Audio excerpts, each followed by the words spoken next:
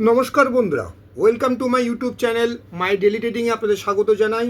আজ 31/5/2025 11টা 5 ছোট্ট একটা লোডিং করার জন্য আপনাদের সঙ্গে উপস্থিত হলাম। অ্যাকচুয়ালি আপনার সঙ্গে শেয়ার করবার জন্য যে ট্রেডিং জিনিসটা কী, ট্রেডিংয়ে লাভও হয় লস হয়। যদি স্টপ লস না দেন তাহলে পরে আপনার লসের পরিমাণ অপরিসীম থাকবো, আর স্টপ লস দিয়ে যদি ট্রেড করেন তাহলে পরে লসের পরিমাণটা কম থাকে। সিমিলারলি লাভের ক্ষেত্রেও তাই। কিন্তু আমরা যারা ট্রেডিং করি তারা আমরা একটা বারবার ভুল করি, সেটা হচ্ছে গিয়ে আমরা স্টপ লসটা আমরা দিই না, ভাবি আমাদের ট্রেড বোধহয় ঠিক পারফেক্ট লাইনে চলছে।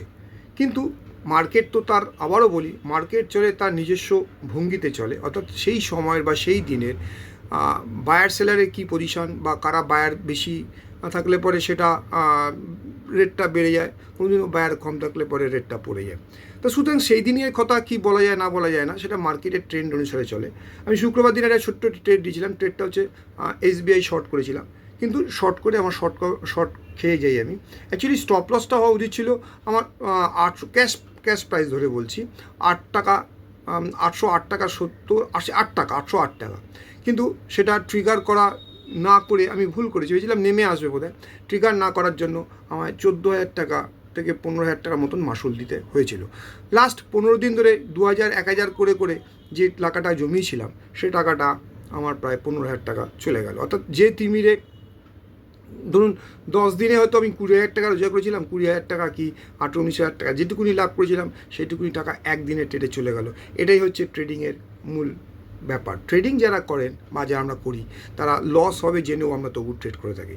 সুতরাং এই জিনিসটা মাথায় রাখবেন যে আমি করার রিস্ক নিয়েছি কেন, যেমন আমি 10 দিন ধরে 2,000 টাকা করে, 1,500 টাকা করে, 1,200 টাকা করে রোজগার করেছিলাম বলেই আমি কিন্তু 14,000 টাকা পর্যন্ত রিস্ক নিয়েছিলাম। ভেবেছিলাম বোধহয় নিজের ট্রেডটা বোধহয় ঠিক হবে।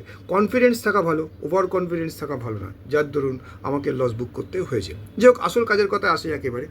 এই ট্রেডটা কি হবে, এই SBI কি হবে না হতে পারে আগামী দিনে। দেখুন, SBI এখন যে পোর্শনে রয়েছে, এটা যদি আমি একটা লং টার্মের পিকচার মানে উইকলিতে যদি আসি, উইকলিতে দেখুন পিকচারটা কি হচ্ছে। ডায়াগোনাল দেখুন, ডায়াগোনালটা নিচের দিকে আসছে, আর এখানে দেখুন একটা আবার ডেলিতে একটা আবার সাপোর্ট তৈরি হয়েছে, ডেলিতে একটা সাপোর্ট তৈরি হয়েছে, দেখতে পাচ্ছেন ডেলিতে একটা সাপোর্ট আছে। আবার এটা দেখাচ্ছে, এটা উইকলিতে এটা ডায়াগোনালটা দেখুন টপ লোয়ার টপ হচ্ছে, লোয়ার টপ হতে আসছে, এটা নিচে ট্রেডিংয়ে ডেলিতে সাপোর্ট নিয়ে এটা ওঠাচ্ছে। কত পর্যন্ত উঠতে পারে? ওটা উঠতে পারে 825 ধরলাম, 830 পর্যন্ত যেতে পারে, 30-31 টাকা পর্যন্ত। যদি 31 টাকার উপর থাকে তাহলে কিন্তু নতুন হাইয়ের দিকে যাওয়ার চেষ্টা করবে SBI। সুতরাং SBI থেকে আমি স্টপ লস খেয়েছি, SBIটা আমি আগামী দিনে নজর রাখবো। এ যদি ট্রেন্ড লাইনটাকে ঠিক মতন সাপোর্ট করে তাহলে 797 টাকা স্টপ লস করে SBIকে কিনলে পরে 830-32 টাকা পর্যন্ত, 35 টাকা পর্যন্ত পাওয়া যেতে পারে। সুতরাং ট্রেডটা নাও যেতে, কারণ এটা বর্তমানে দেখা যাচ্ছে ট্রেডার্স ফ্রেন্ডলি। কীরকম ট্রেডার্স ফ্রেন্ডলি কারণে আমি বলছি, দেখুন ডেলিতে সবুজ, দেখুন উইকলিতে সবুজ হলো, আগের দিনের আগের উইকের থেকে এই উইকের হাইটা ক্রস করে গেল, ক্লোজিংটার উপরে ক্লোজ করলো, তাহলে পরে পজিটিভ থিঙ্কিং হচ্ছে SBIর ক্ষেত্রে। সুতরাং আগামী দিনে আমরা SBIটাকে মান্থলিতে দেখি, এবারে মান্থলিতেও দেখুন আপনার সবুজে আছে। সুতরাং আগামী দিনে আমরা নজর করতে পারি, যদিও বা আগামী দিন বলতে মান্থলিতে গত মাসের থেকে এ মাসে যদিও বা ক্লোজিংটা উপরে হয়েছে, কিন্তু হাইটা ক্রস করতে পারেন, ঠিক আছে, তবুও পজিটিভের মধ্যে আমরা ধরে নেব। সুতরাং আমরা আগামী দিনের জন্য আমরা SBIকে টার্গেট করব।